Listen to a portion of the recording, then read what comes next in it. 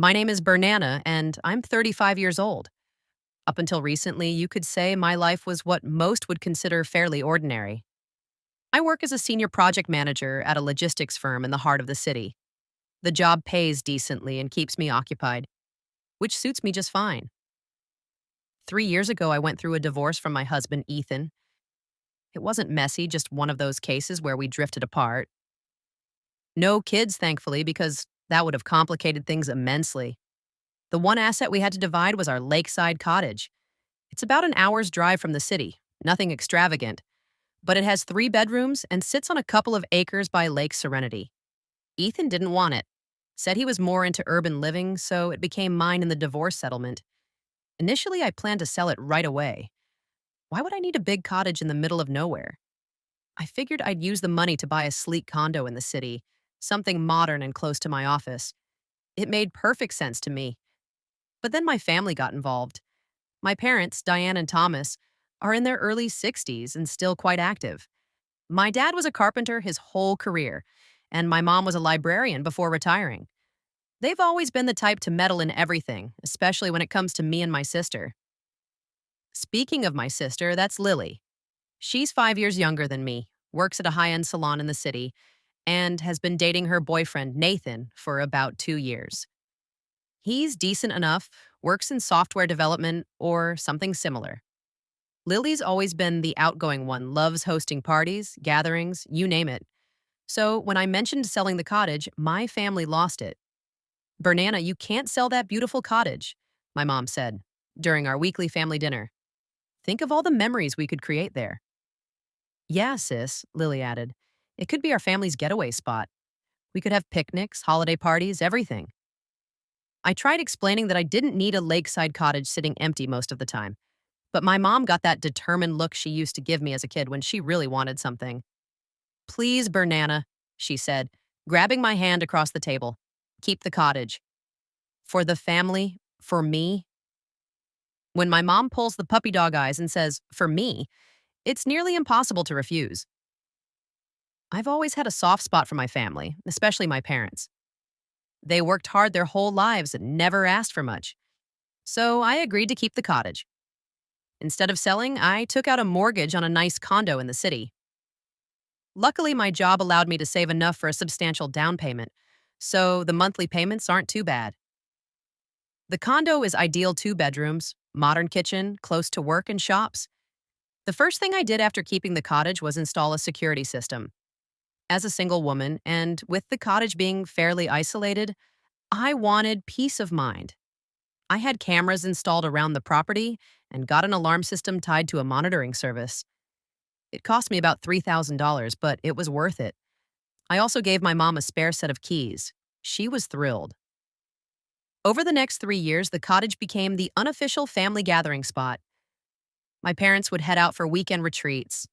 Lily would take Nathan there for romantic getaways. During holidays, we'd all cram in me, my parents, Lily, Nathan, sometimes my mom's sister Ellen and her husband, my dad's brother Greg and his family. I felt good about my decision. Sure, I was paying a mortgage on my condo when I could have owned it outright, but seeing my family happy made it worthwhile. Plus, my job was going well and I could handle the payments easily. Lily started bringing Nathan around more, and it was clear they were getting serious. Nathan's parents, Susan and Richard, even joined a few of our gatherings. They seemed nice, maybe a bit reserved compared to our family, but pleasant enough. Then, one Tuesday evening, my mom called me at home.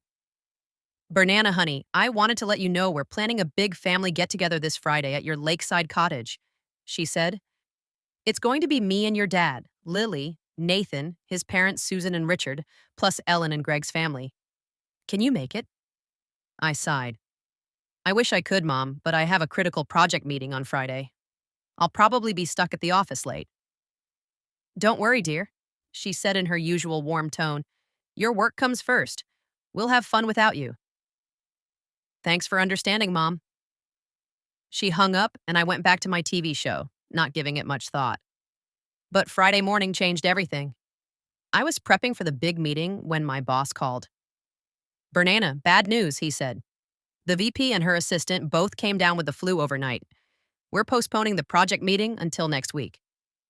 Oh, okay, I said, secretly relieved. Those meetings were always intense. Take the afternoon off if you want, he added. Not much else going on today. After hanging up, I sat there for a moment. My family was at my cottage having a blast, and I suddenly had a free Friday afternoon. Why not surprise them? I smiled to myself. It had been ages since I'd done something spontaneous. I could show up with some goodies and join the fun. They'd be thrilled to see me. I got dressed quickly and stopped by a favorite bakery in the city.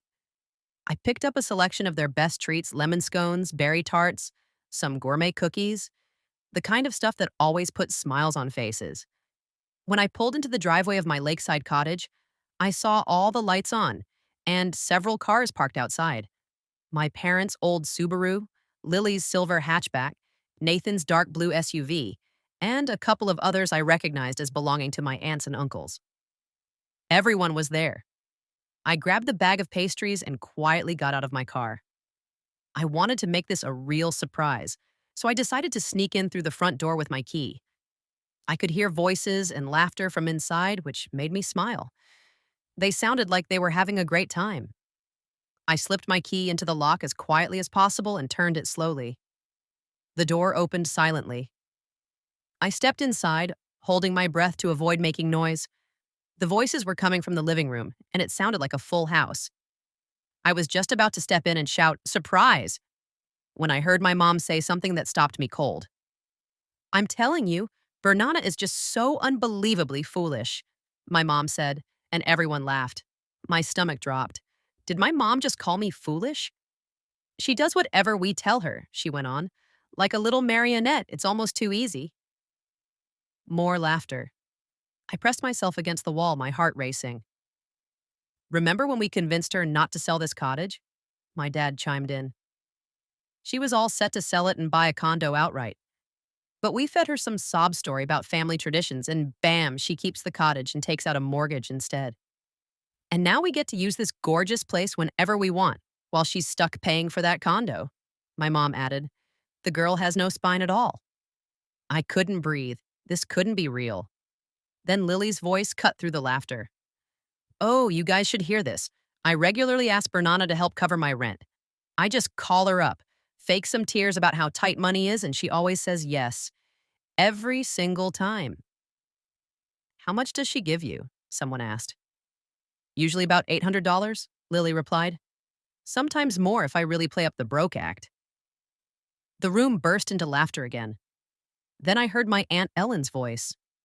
"That reminds me of when I called Bernana about 6 months ago. Told her I needed money for emergency surgery, said it was going to cost $2,000, and I didn't have it." "And she just gave it to you?" someone asked. "Didn't even ask for proof," Ellen laughed. "No hospital bill, nothing. Just transferred the money to my account the next day."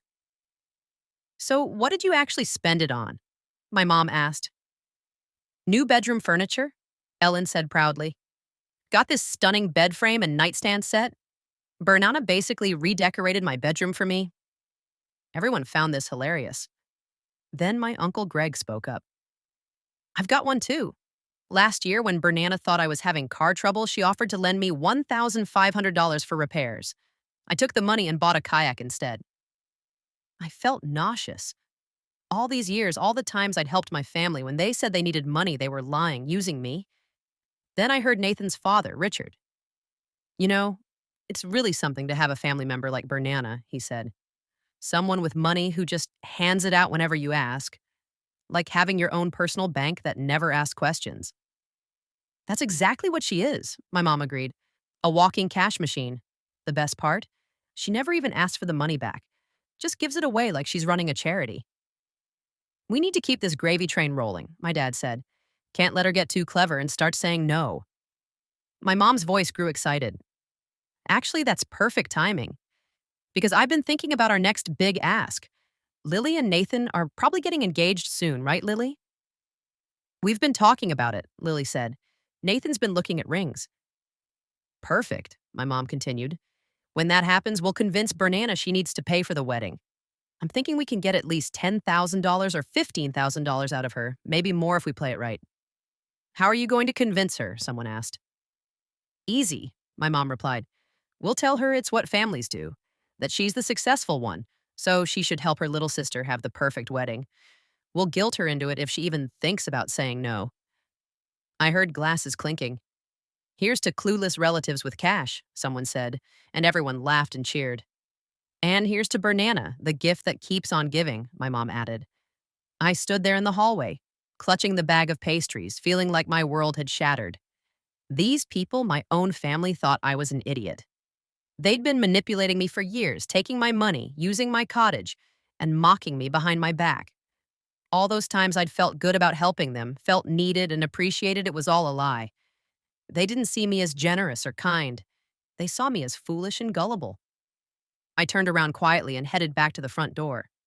I had to get out before they realized I was there. My hands shook so badly I could barely turn the door handle. I made it to my car without a sound, placed the pastries on the passenger seat, and started the engine with trembling hands. I drove away slowly, trying to keep my emotions in check until I was far from the cottage. When I got back to my condo, I collapsed on the couch and sobbed for hours. I spent the entire weekend replaying what I'd heard and deciding what to do. Part of me wanted to call them immediately and confront them, but then I realized something. I needed to wait and see their next move. They'd just planned to get me to pay for Lily's wedding. Let's see how that plays out. I didn't have to wait long. 2 weeks later, my phone rang on a Tuesday evening. It was my mom, sounding overjoyed. Bernana, oh honey, I have the best news, she gushed. Lily and Nathan got engaged. He proposed last night with this stunning ring. Lily's ecstatic. That's wonderful, I said, playing along. I bet she was totally surprised. She was. And Bernana, we want to throw an engagement party to celebrate. I was thinking we could have it at your lakeside cottage in a couple of weeks. Would that be okay? Here it comes, I thought. Of course, Mom. You know the cottage is always available for family events. There was a pause, and I could almost hear her building up to the big ask. Bernana, honey, there's just one small issue, she said, her voice suddenly worried. What's wrong, Mom? Well, we want to make this party really special for Lily and Nathan. You know, with nice catering, decorations, the works. But we're a little short on funds right now. I bit my tongue to keep from laughing. Oh no, that's awful. I hate to ask, but we need about $5,000 to make this party perfect. For the catering, decorations, a beautiful engagement cake.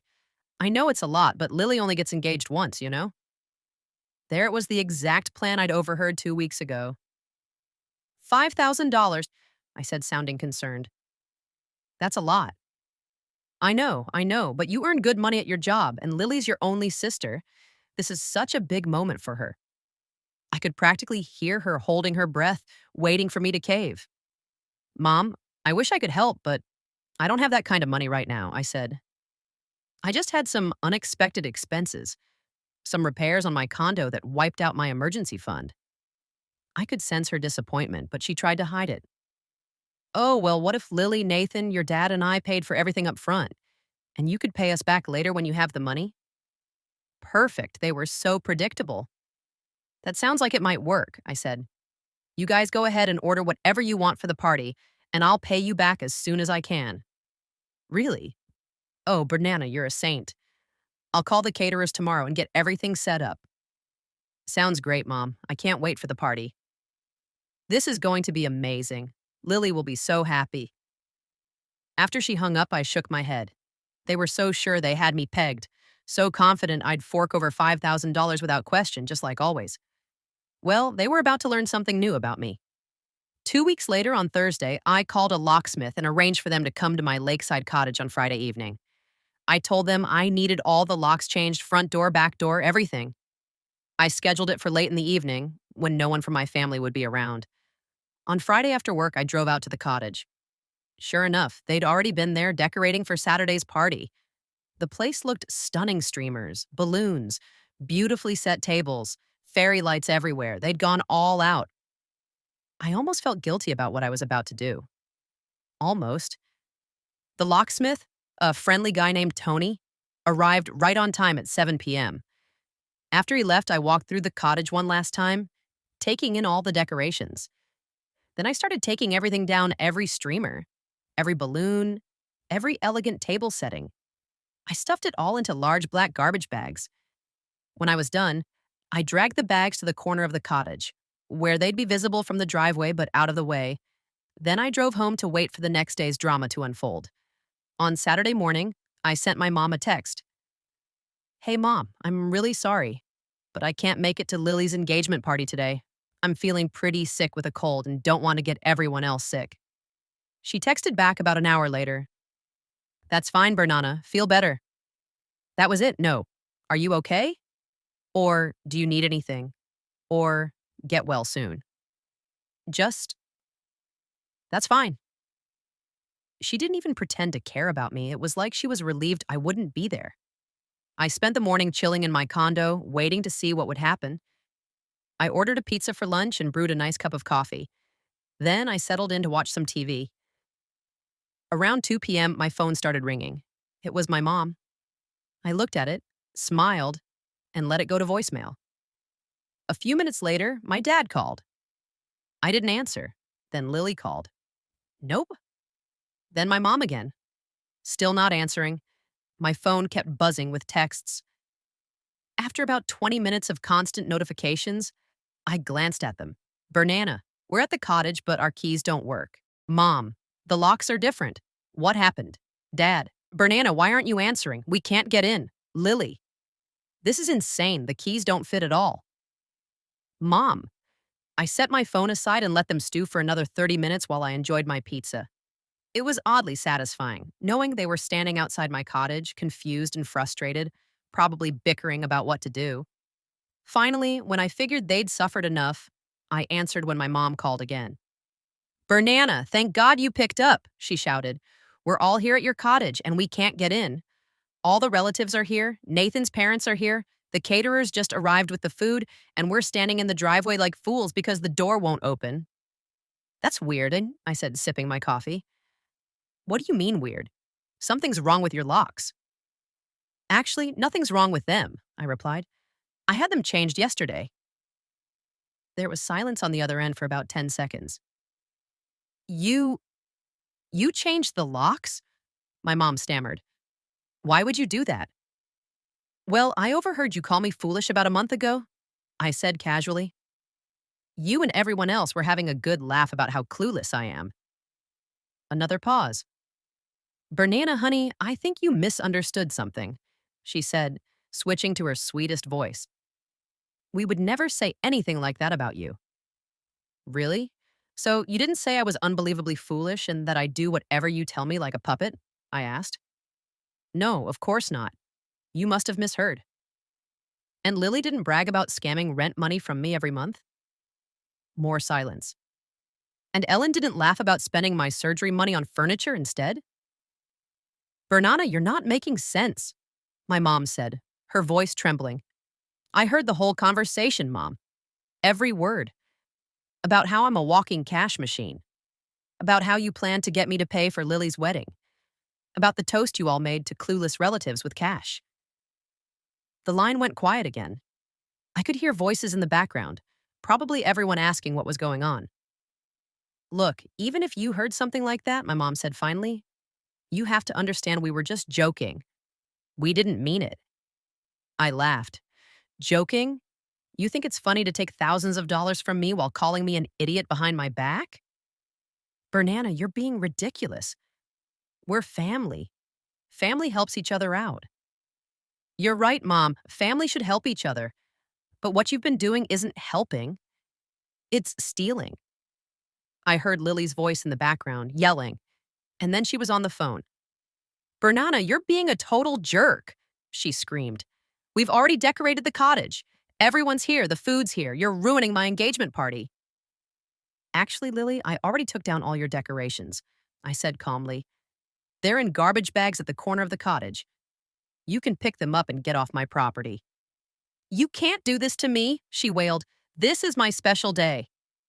Your special day that you expected me to pay for while laughing about how foolish I am? Yeah, I can definitely do this. We're going to break down the door, Lily shrieked. No, you're not, I replied, because I have security cameras and an alarm system, remember? If you damage my property, I'll call the police and have you all arrested. Lily started sobbing and handed the phone back to my mom. Bernana, please, my mom said. Can't we work this out? Just let us in and we'll talk like adults. There's nothing to work out, Mom. I heard exactly what you all think of me. The talking's over. But we spent $5,000 on this party, she said desperately. I burst out laughing. And whose fault is that? I told you I didn't have the money. You decided to spend it anyway, hoping you could guilt me into paying you back later. That was your choice. Bernana, that's not fair. We're your family. You're right, you are my family. And that's what makes this so much worse. I took a deep breath. You know what, Mom? Take your decorations, your food, your guests, and get off my property. And don't come back. You don't mean that, she said, sounding scared now. I absolutely mean it. I'm done being your personal cash machine. I'm done being the foolish sister and daughter who pays for everything. I'm done with all of you. I hung up and turned off my phone's ringer. For the next hour, I watched on my security cameras as they packed up and left. It was oddly satisfying to see them loading the catering food back into the delivery truck and shoving the decorations into their cars. Lily was crying the whole time. Nathan looked utterly confused. His parents looked humiliated. Good. Let them feel embarrassed. The next morning, Sunday, there was loud banging on my condo door. I looked through the peephole and saw my parents and Lily standing there, fuming. I opened the door. What do you want? We want to talk, my dad said, pushing past me into my condo. You ruined everything, Lily screamed. My engagement party is ruined, and it's all your fault. Actually, it's your fault for thinking I was foolish enough to pay for it after what I heard you say about me. You owe us $5,000, my mom shouted. We spent that money because of you. I laughed so hard I nearly cried. You spent that money because you thought you could manipulate me into paying for it. That backfired, didn't it? My mom's face went pale. She realized I'd set them up on purpose. You did this intentionally, she said slowly. Of course I did. You think I'm foolish, remember? But it turns out I'm a lot smarter than you gave me credit for. My dad stepped forward. Until you apologize to us and pay us back that money, we're not speaking to you anymore. I smiled at him. Perfect. That saves me the trouble of cutting you out of my life myself. I don't want to talk to any of you anymore anyway. You can't be serious, my mom said. Dead serious. I'm done giving you money. I'm done letting you use me. I'm much smarter now, aren't I? I opened my condo door. Now get out. They left without another word. That was 6 months ago. I never sold the lakeside cottage. Instead, I signed a contract with a property management company, and they rent it out as a vacation rental. The income helps cover my mortgage, and I don't have to deal with my freeloading family anymore. I saw on social media that Lily got married last month, a small, low-budget ceremony at a local community center. I wasn't invited, obviously. I didn't send a gift either. My parents and Lily have tried reaching out a few times through mutual friends, but I ignore them. I'm not interested in reconciling. They showed me exactly what they think of me, and I believe them. I'm actually happier now without them in my life. Turns out I'm not as foolish as they thought I was. I'm just done being their fool.